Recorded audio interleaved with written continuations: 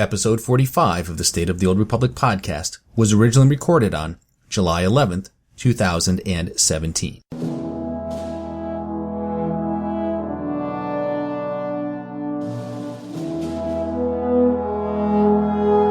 It's the State of the Old Republic podcast.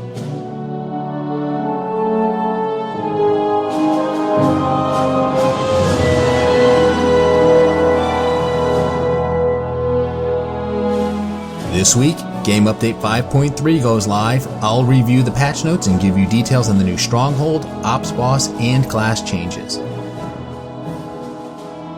Mercenaries and Commandos are among the disciplines getting nerfed. For those of you sticking with those after 5.3, I've got some advice to help ensure that these are the last of our nerfs.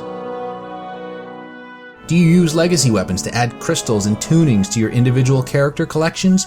Well, those days may be over. I'll have details later in the show. And finally this week, Galactic Starfighter was the topic of the week on the forums. I'll share my thoughts on what I think needs to be changed. And with that, it's time to make the jump to Lightspeed and check out the State of the Old Republic. Well, welcome to episode 45 of the State of the Old Republic podcast. I'm your host, Ted. And as you heard in the opening, I have another great show lined up for you today. First up, let's review some announcements for the Old Republic. The Summer of SWTOR is here, and it is heating up. The Nar Shaddaa Nightlife event is going on and runs through August, probably going to end with the release of Game Update 5.4. Game Update 5.3 is set to go live on July 11th, which is tomorrow, and I'll get to that in a minute. The Relics of the Gree event will run from July 11th through the 18th. There will be a double CXP event that will run from July 18th through the 25th. Now, after the first CXP event, they increased the baseline CXP so that what we're earning today is very similar to what we were during that first event. So this event should boost the rate at which we earn CXP to something higher than we've seen before. I'm starting to save up CXP packs for all of my alts and will open them with this event. And I think it'd be a good idea for you to do that too. So you might want to clear out some bank space in your legacy cargo hold or find a tune to store all these. But I think you'll really appreciate the fact that you have all these CXP packs to open up when the event goes live on July 18th. The Rakghoul Plague outbreak on Tatooine will run from July 25th to August 1st, and finally Game Update 5.4 will go live sometime in August. Well, that's all the announcements I have. Let's slice the HoloNet and review the news this week. So the big news this week is that Game Update 5.3 Sisters of Carnage goes live on July 11th, which of course is tomorrow. We knew that it included a new stronghold, and we now know that the stronghold is indeed on Manaan. Eric Musco had some fun revealing that on the forums this week. A player asked the following: "Can you at least post where the stronghold is and the prices, please? I know there are rumors, but an official statement would be nice." And Eric got creative in his response. Instead of just saying the new stronghold was on Manaan, he spelled it out when he wrote, "Man," M-A-N in all caps. "What a great question," and A was all caps. "Let me see if I can get you an answer to that." And "an" was also in all caps, which spelled out Manaan. Later, they did release a page with additional information on 5.3, which included a picture of the stronghold, which they also released as an animated GIF on Twitter. So how much is this going to set you back? And it will set you back some. Well, first it should be noted that with Manaan, you can have up to 6 strongholds unlocked, which means you can have all the strongholds unlocked because there are only 6. No need to worry about deactivating one, which is awesome.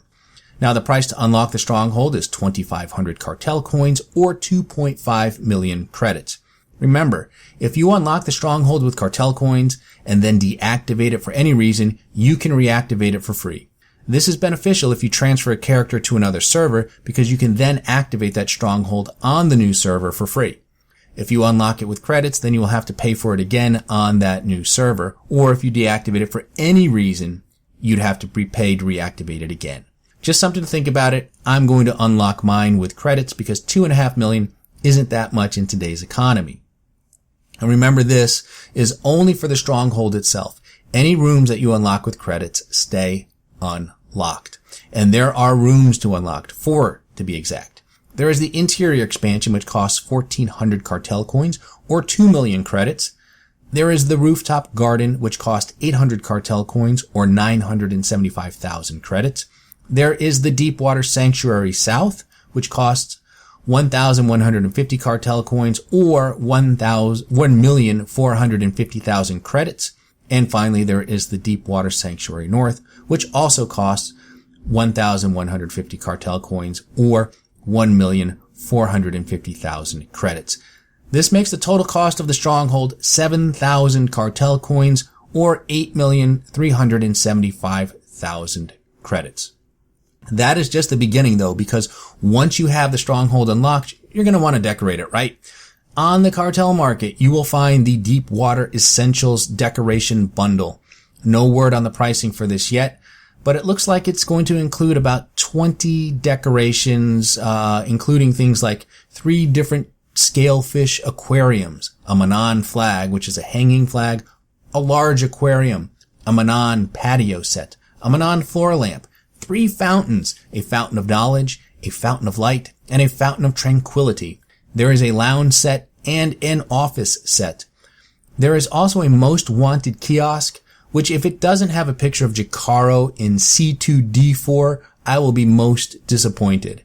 And then there are also various Selkath personnel, but they don't like outsiders, so I don't know why you'd want any of them hanging around your stronghold, but they will be available as part of the Essentials bundle. I can't wait to see the stronghold and move in.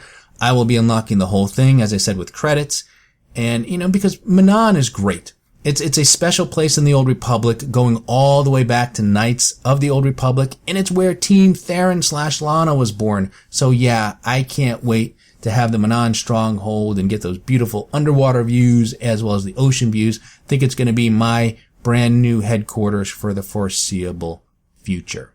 Alright, so the other big feature in Game Update 5.3 is the release of the second boss encounter from the Gods of the Machine operation.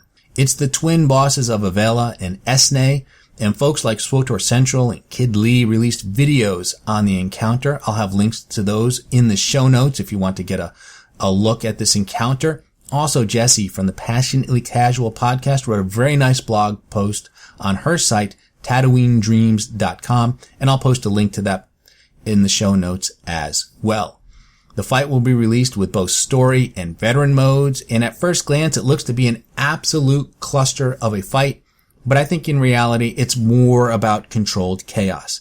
You will end up splitting your ops team into 2 groups, 1 on each boss, and everyone will get the extra action bar with a couple of abilities that you'll use to mitigate damage from various mechanics throughout the fight.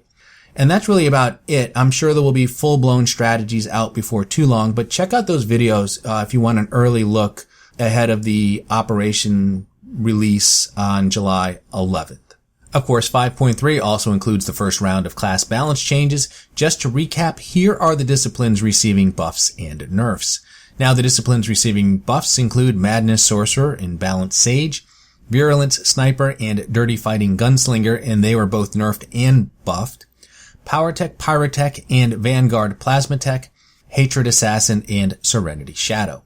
And the disciplines getting nerfed are Corruption Sorcerer and Seer Sage, Arsenal Mercenary and Gunnery Commando, Innovative Ordnance Mercenary and Assault Specialist Commando, and Engineering Sniper and Saboteur Gunslinger.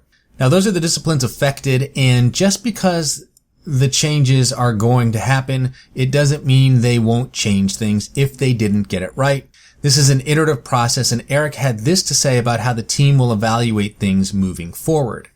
For a multitude of reasons, class balance is one of the most challenging communication topics. We dislike having to nerf a class as much as you do, but sometimes we have to do it for the overall health of our game, as we talked about in our How Class Balance Happens thread. We understand that no one ever likes to see the effectiveness of their class reduced. It can change the way you play, take enjoyment out of playing that class, and make you feel slighted if you believe the changes happened because of another type of gameplay, PvE or PvP, which you don't even participate in. We are very sensitive to all of these things. We knew class changes were a top priority, so we provided insight about how we intended to balance all classes ahead of next week's patch. Since we took so long to make changes after the release of Knights of the Eternal Throne, we had quite a few big changes to make, and that's what you've been reading the last few weeks. It is going to be rough for some disciplines as they are way over target, but it is important that we bring them in line. Additionally, we may have missed the mark with some of the changes, and if we went too far or not far enough, you can expect to see additional adjustments in the future. Going forward, it is our intent to stay on top of class balance, so changes will be less severe/sweeping than they are in 5.3 and the upcoming 5.4 patch in August. And then he went on to say, let's get a little more specific. The following list is not comprehensive, but here is some of the key feedback we have read coming out of the class change posts. Arsenal/gunnery needed survivability/utility nerfs, not DPS. As we said in the balance thread, we want to get damage targets in line first before we touch too much utility.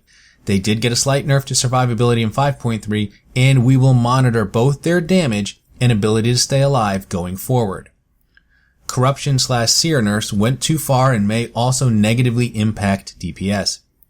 Admittedly, those two disciplines were substantially overperforming and will receive the most significant nerfs in 5.3, but we will watch their performance closely and make changes if we've gone too far.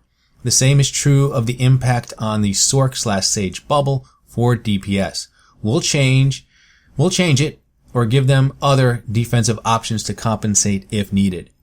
Madness/balance buffs are nice, but they are still force negative. Beyond the changes already listed, they are receiving a buff to their force regeneration to no longer be rotationally negative. We have doubled the effect of Sith efficacy/psychic barrier so that each channel of force lightning/telekinetic throw will restore 8% of total force minus the cost. To be clear, that's a net of +3 per tick of damage or +12 for total force per channel, not including the ongoing passive force regeneration that also occurs during the channel. Now, as many of you know, my main toon is an Arsenal Mercenary, and despite the damage nerfs, I plan on keeping him as my main toon after 5.3. I've got too much invested in this character to just put him on the shelf. That said, I am worried that the damage nerfs are going too far in the wrong direction. I'm also concerned that they are going to further nerf Merc's survivability, and there's always a chance that they'll do that and not buff up the damage. So even though this is an iterative process, there will come a time when the dev team puts their pencils down and declare victory. And that will probably happen not long after game update 5.4. Therefore, if you play a mercenary or a commando, I have a mission for you. Lay off the defensive cooldowns. Not forever, just until they're done making changes. Stop taking trauma regulators. Use your reflect sparingly. If you're in an operation, stand in something. Just don't die if you're running EV or KP in any mode, because nobody dies in those operations. So just die, but don't look like you're trying to die. Just die casual. Do that, and I think we'll come out okay. They'll leave the survivability alone, and we may even see a buff to our damage. Another change coming in 5.3 is a modification to how some abilities will work in PvP. Specifically, area of effect damage over time abilities have been updated to be consistent in that they will not break objective channeling in war zones, such as capturing a node in Alderaan Civil War. The affected abilities include Plasma Probe, Incendiary to Grenade, Orbital Strike, and XS Freighter Flyby. And these changes were actually announced when they did the Engineering Sniper and Saboteur Gunslinger changes last week, and this is what they had to say about this specific change.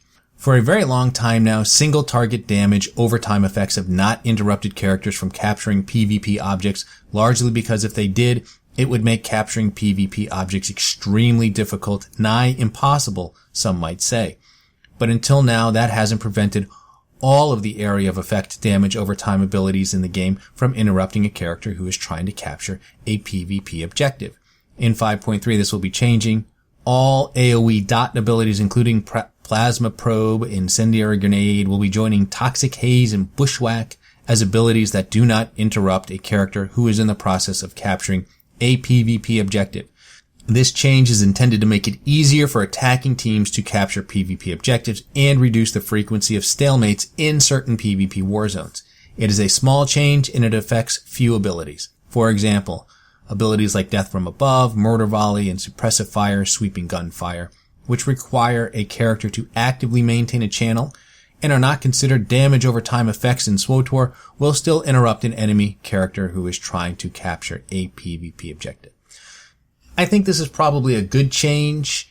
I'm curious to see what impact it will have on war zones like Void Star, and even though it doesn't affect abilities like Death from Above or Sweeping Gunfire, because Mercs and Commandos have been nerfed so hard, you'll no longer see them in war zones, so it'll be as if they applied the changes to those abilities as well.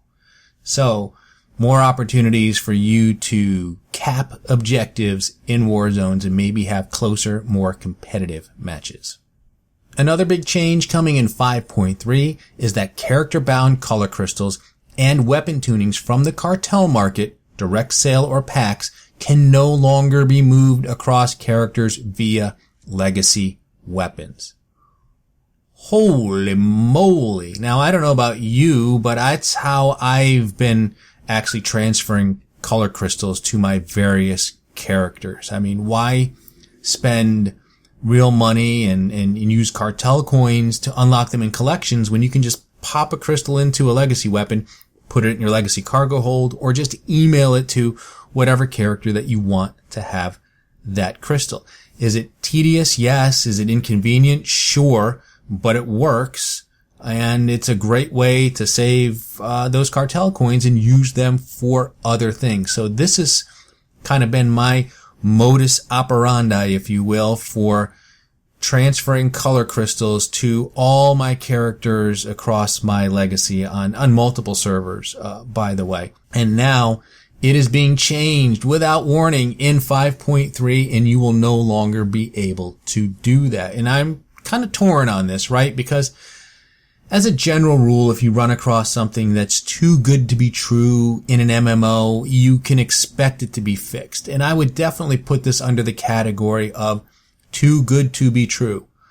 But by the same token, it's been around for a long time, many, many years, almost the entirety of the game, really. I mean, certainly it's been a known issue, if you will, for at least 4 years, and it's a little bit like trying to unring a bell. It's just something we've had for a long time. It's been a part of the game for a long time. And not only that, but it's been known by the devs, and the developers have commented on this and almost basically condoned it and, blessed this action and said it's okay. And in fact, I was doing a little bit of research, and I came across this post on the forums by Eric Musco from May 23rd, 2013. That's over 4 years ago. And here's what a player asked at that time. And the player said, "For the sake of clarification, is it an exploit in your eyes to dupe crystals and send them to alts via legacy gear? This feature wasn't patched, and it's still possible to do this. I think we all want to know the answer to this." And this was Eric's response. Correct. Using a legacy weapon to move a color crystal, which you pulled down from your collection's UI, is not an exploit. This is the case because there is no way to manipulate the system to allow for a large amount of credit gain as there was prior to 2.1.0b. So what's driving the change now? Well, obviously it's weapons tuning, right? They allowed you to, they made weapons tunings part of the collection, and then you could basically put them in a weapon, you could put it in a legacy weapon, give it to another character, they could rip it out of that weapon, it would be added to their collection, and then they could use it whatever they wanted. And they just saw this as kind of a bridge too far, even though you could do it with color crystals. Tunings, I guess, are another animal entirely, and rather than just limit the change to tunings, it was probably easier just to apply it to crystals as well. I know there's a thread, I believe, getting started up on the forums for people to, quote, discuss this. There's a patch notes thread over on the SWTOR subreddit to discuss this as well. I think there's a good chance we may see some kind of reversion of this change. Maybe they'll be able to remove it from the patch and just hold off on it. Have no idea. It's a little bit soon. Haven't heard any developers comment on this as of recording the podcast on Monday, July the 10th. But if you have a strong opinion, try and find that post on the forums. I'm going to look for it. I'll put link to it in the show notes, as well as the post that exists on the SWTOR subreddit. And now's the chance to go ahead and make your voice heard. Are you happy with the change? You hate the change? You think it's a good idea, bad idea? I think it makes sense. I don't think it should have been in the game at all, but it's been here for a long time. And I think it's hard to remove it now, especially since the developers have come out and stated in the past that it's not an exploit, that it is not a bug, and players have gotten used to it. And there are folks like me who have treated this like a feature and a normal part of the game. And I think removing it now is a lot like unringing a bell, which is very hard to do. And I think they just ought to leave it as is. And finally, for 5.3, here are a few miscellaneous changes that you should be aware of. Visual improvements have been made to loot indicators on fallen enemies. Okay, I'm not sure what was so hard about a giant beam of light emanating from a fallen corpse that was hard to understand, other than the light blue for like gray items was sometimes a little bit hard to distinguish from the darker blue for prototype items. But other than that, I think it was pretty easy to figure out what was going on with enemies that you could loot. Alright, improved speeder piloting 4 and 5 now works for all mounts. Players who are unable to retrieve Malavi Quinn or Alara Dorn from the companion locator terminal should now be able to do so. Lana Beniko and Koth Vartana can now have their visual appearance customized. The Galactic Stronghold decoration UI has been updated to include a search field, something that I am looking forward to. The Black Talon / Esselis now level sync the player to the appropriate level of the flashpoints as intended to match the low difficulty of this content. CXP consumables have been removed from the bosses, and this is sort of the final nail in the coffin of those two flashpoints in terms of trying to farm some solo CXP. They corrected an issue which was preventing players from progressing past the Infernal Council in the Eternity Vault. And for those who didn't know, this was introduced when they fixed the achievement in 5.2.2, whatever the last patch was. And the way you got around it was there was a specific individual that you had to kill last. This should now be fixed.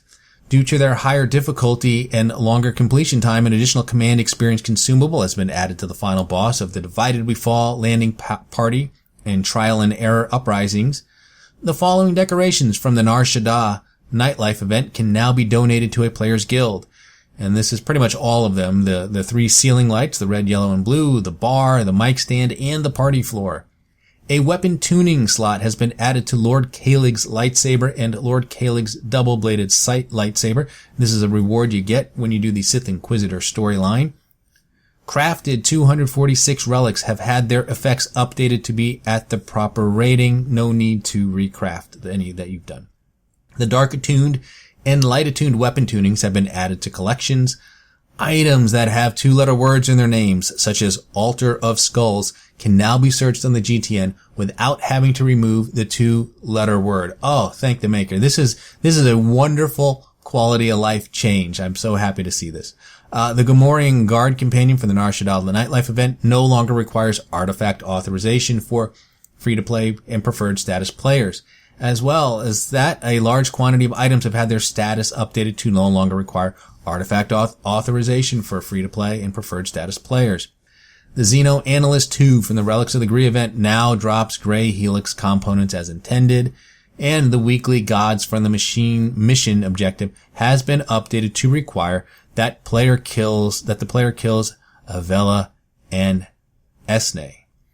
Alright, so there are other changes that I did not cover, and as always I encourage you to read the full patch notes prior to launching Game Update 5.3. Finally, the topic of the week on the forums was, wait for it, Galactic Starfighter. There was not 1, not 2, but 3 threads dedicated to the feedback on Galactic Command. And the topics they covered were ship balance, itemization, and friction points. Now, I don't play much Galactic Starfighter. I'd like to, but I have a hard time getting into it, both literally and figuratively. I think I waited in queue for almost 40 minutes before I had a match pop up just last night. Now, to prepare for this topic, I did a couple of things. 1, I tried to play some Galactic Starfighter, and 2, I went and played some Star Wars Battlefront. One of my favorite game modes in Battlefront is Fighter Squadron, and that is their version of space PvP, and I enjoy it. And I wanted to understand why I enjoy space PvP in Battlefront, but not in SWTOR. For me, it mostly comes down to ship control and fighting. For one, I don't want to hold down the space bar or any key to move. Give me thrusters. I hit the key and start moving. When I release the key, I move at whatever speed I was at when I released the key. And I'd like it if that's all there was to moving the ship. I don't like to switch power to the guns when I want to fire, and then switch power to the shields when I'm getting fired upon, and then switch power to the engines when I want to get from point A to B. I don't want to worry about if there's gas in the car. I just want a basic set of thrusters. I don't mind having components or spending points or fleet requisition to improve them, but I do think there are too many of them. Just give me one primary weapon. I don't want to have to figure out what is the best set of lasers for my ship. Just give me one set of lasers, and I'm happy to improve them over time. If you want to have different secondary weapons, such as missiles or mines and those types of things, I'm fine with that. The other thing that would help is to make the ships legacy wide. You can still make them faction-based, meaning I need to work on my Republic ships and Imperial ships separately, but I'd love it if they were per legacy and not per character. That way I could run with whatever character I wanted and progress that tune's Galactic Command or XP or what have you, and it would definitely make it alt-friendly. I'm so bad at it right now that I can't speak to ship imbalance or how big the gap is between the new player versus the player who's been at it from the start. Whatever gap does exist probably needs to be narrowed. And I think those are some things that could help. I also need to spend more time playing, but unlike PvP, I'm having a hard time just having fun.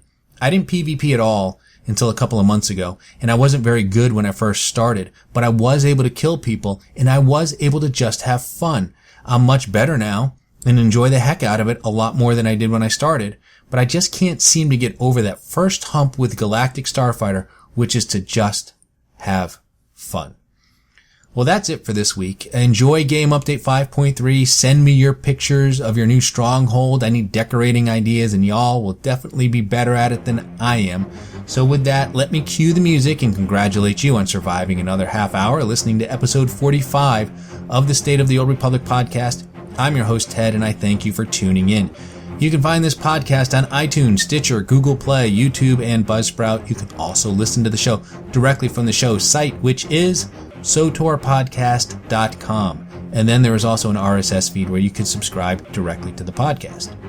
If you have a question for the show, you can email me at SWTORpodcast@gmail.com. You can also tweet your questions to @SWTORpodcast, and be sure to follow me on Twitter to get the latest information on the podcast, as well as hear about various things I'm doing in game. Look for episode 46 on July 18th, 2017, and remember the Sith code, cake is a lie.